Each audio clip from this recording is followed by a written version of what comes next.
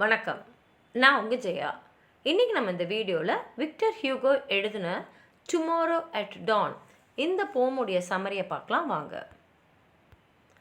இந்த போமோட ஆரம்பத்தில் பார்த்தோம்னாலே நமக்கு தெரியுது ஒருத்தர் ஒரு பயணத்தை மேற்கொள்ள போகிறாருன்னு.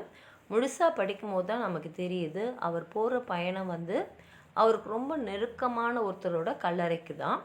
அந்த போகிறேன் அப்படின்னு சொல்லும் போதே அவர் ஒன்று ஒன்றா சொல்லிட்டு வரும்போதே அவர் மனசில் எவ்வளோ துயரம் இருக்குன்றதை நம்மளால் புரிஞ்சிக்க முடியுது.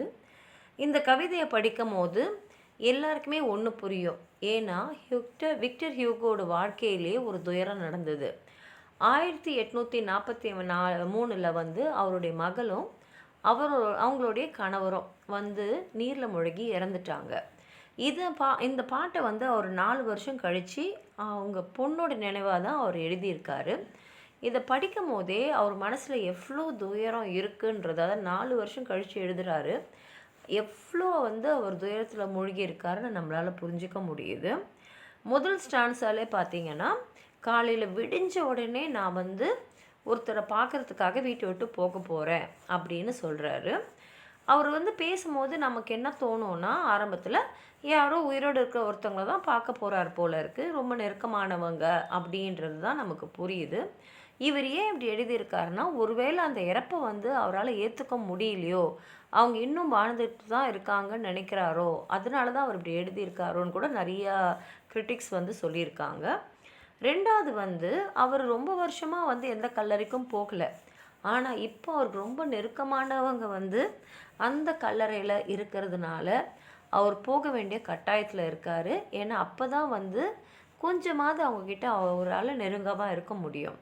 ரெண்டாவது ஸ்டான்ஸால் அவரோட பயணத்தை பற்றி சொல்கிறாரு. அந்த பயணம் செய்யும் போது நான் எதையுமே பார்க்க விரும்பலை, எதையும் கேட்க விரும்பலை. என் மனசு, என்னுடைய மனம் எல்லாமே ஒரே விஷயந்தான், உன்கிட்ட வரணுன்னு மட்டும்தான் இருக்குது.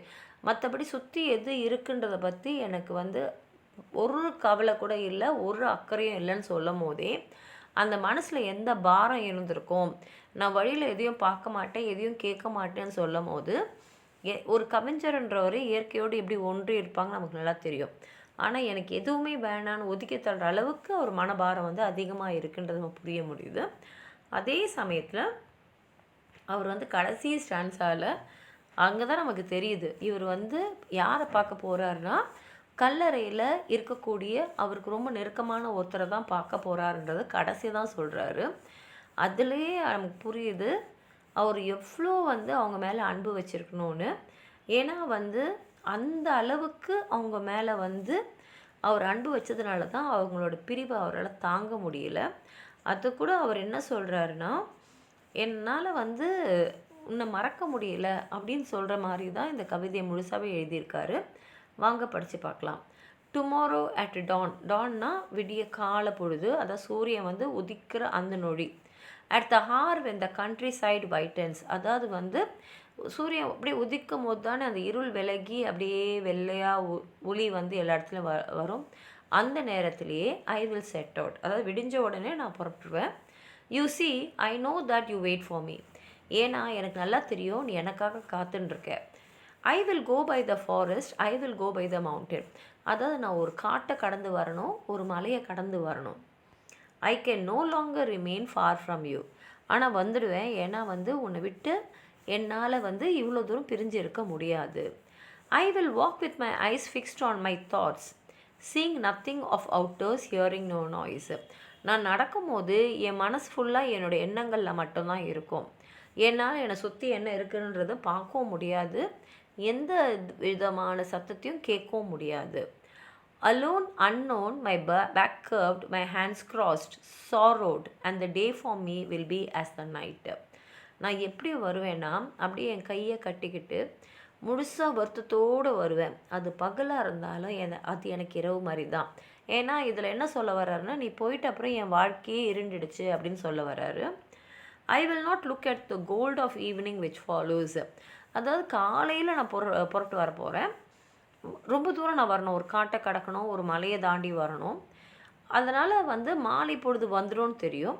ஆனால் அந்த மாலை பொழுதையோட ரம்மியமான அது பொன்னான நேரம் அப்படின்றார். அந்த பொன்னான நேரத்தை கூட நான் பார்க்க மாட்டேன். Not the distance sails going down towards Harfleur. அதை நான் வரும்போது அந்த கடல் பகுதியிலேருந்து தூரமாக போகக்கூடிய அந்த கப்பல்களை கூட நான் பார்க்க மாட்டேன்.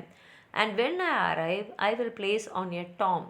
நான் வந்த உடனே உன்னுடைய கல்லறையில் அப்படின் போது தான் நமக்கு புரியுது அவர் வந்து இறந்த ஒருத்தங்களை பார்க்குறதுக்கு அந்த கல்லறைக்கு போகிறாருன்னு.